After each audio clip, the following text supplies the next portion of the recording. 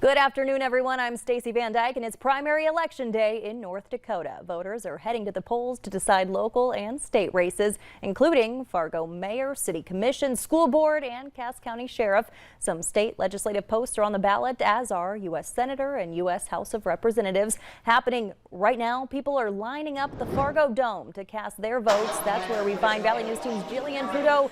Jillian, how's the crowd? Hi, Anna. Yeah, as you can see behind me, people are lining up to cast a vote here at Fargo Dome. I was here earlier for the lunch rush, and ever since then, the crowd has filled out. Election officials were surprised about the small crowds that occurred during the early voting, and they encourage everyone to get out today and vote, and so do the people who have already entered their ballot. It's super important, even in local elections. Every decision matters, every candidate makes a difference in our community, and you choose those people, so it's really important to vote. Polls close at 7 tonight. I'm Jillian Trudeau, and I'm in Fargo Dome.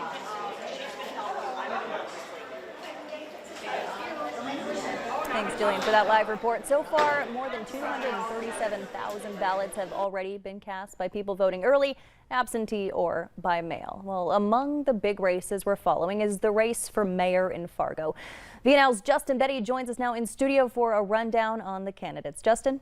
Thanks, Stacey. Well, let's take a look now at some of those candidates, starting with 7 people running for the next mayor of Fargo, including current mayor Tim Mahoney. Dr. Mahoney served as mayor since 2015. Before that, he served on the city commission for 10 years. He's trying to keep his seat against these candidates, starting with Dustin Elliott, who pitches himself as the candidate who can bring healing in hard times. Sherry Furcho says she's a God-first candidate and a stay-at-home mom. Arlette Preston, a current city commissioner, who says she wants to bring new perspective to the mayor's position. Hakun Dunbar says he will end special assessments and develop a housing first plan to end homelessness in the city. Michael Borghi's website says he wants to prioritize public safety, make police tougher. And the final candidate, Shannon Roars-Jones, was elected in 2016 as a Republican to the North Dakota legislature. She also works for her family business, Roars Construction. Now, in addition to the races, there's also a referendum on the ballots in Fargo looking to add term limits. If you vote yes, you vote to limit city commissioners to 3 4-year terms, 12 years. Or people who want to be city commissioner and then mayor to a max of 4 total terms, or 16 total years. Stacey.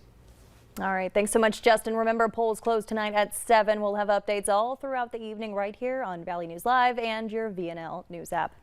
Turning our attention to the forecast, let's get to Chief Meteorologist Hutch Johnson to find out what our evening holds. Hutch? Well, for some of us, once again, we have to be concerned about a chance for some severe weather. Right now, we're seeing some clouds developing across the Red River into Minnesota. For Fargo, it is warming up, and all in all, we've been fairly quiet throughout our Tuesday. Here's where we do have a severe thunderstorm warning. It's in effect until 4:30.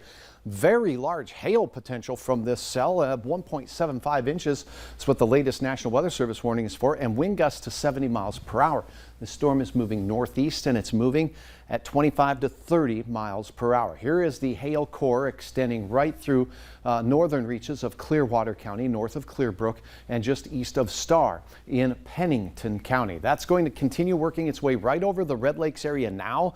Here's where the gustiest winds are. Again, wind and hail will be the main threats from this storm. You can expect that to continue over the northern reaches of Clearwater County as we go through the next hour. And here's the hail core as it works its way to the western shores of the Red Lakes area.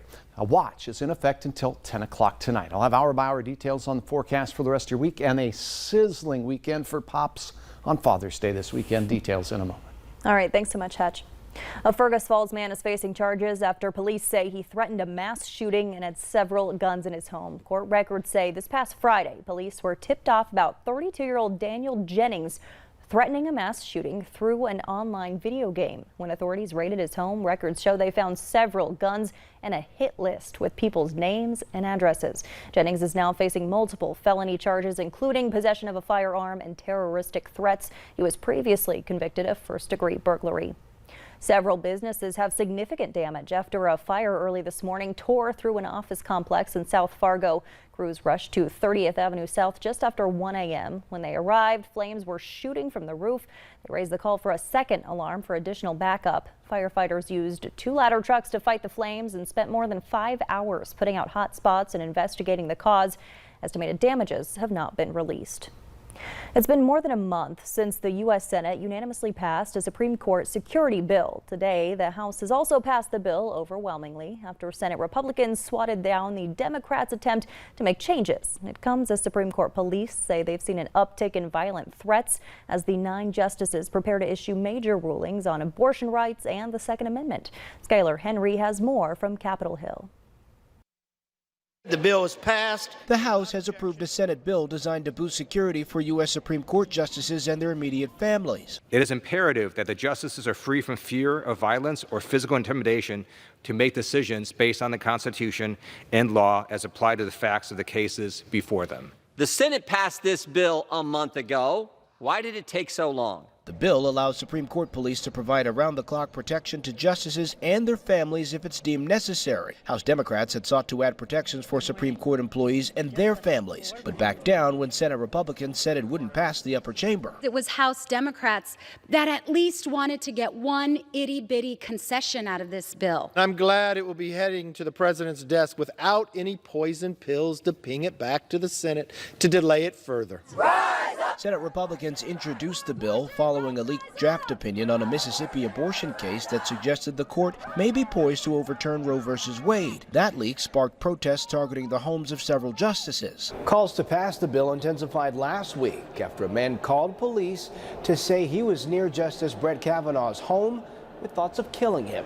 An affidavit states the 26-year-old California man had a gun and a knife. He's been charged with attempted murder. Threats of violence and actual violence against the justices, of course, strike at the heart of our democracy. Federal and local law enforcement agencies have been on high alert, but the Supreme Court expected to issue its final ruling on the Mississippi case in the coming days. Skylar Henry, CBS News, Capitol Hill.